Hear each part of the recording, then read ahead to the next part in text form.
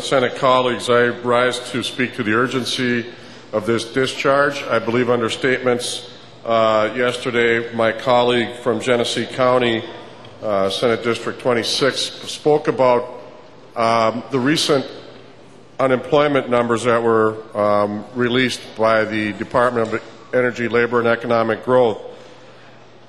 14.1% here in Michigan, the highest it's been since 1983. Well, I would like to take you back to 1983 because in 1983 I was one of 3,500 iron ore miners laid off on the Marquette Range in the Upper Peninsula.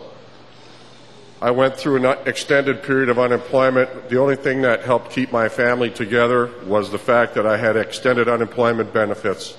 There were 3,500 iron ore miners laid off. You could not find a job in the Upper Peninsula to save your soul. Eventually I ended up moving to Colorado to find work. I don't want to see the working families of Michigan go through the summer and into the fall waiting for this body to do something.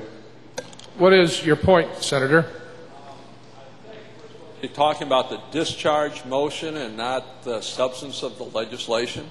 As I understand the gentleman's point is that the reason for discharge is the urgency that he's describing. Now, whether you ascribe to that or not is obviously your decision, but it seems to me that's appropriate to the question.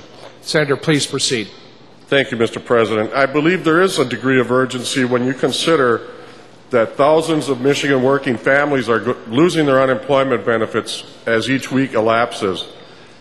When my unemployment benefit elapsed, I had to leave a 3- and 4-year-old daughter behind in the Upper Peninsula to go find work.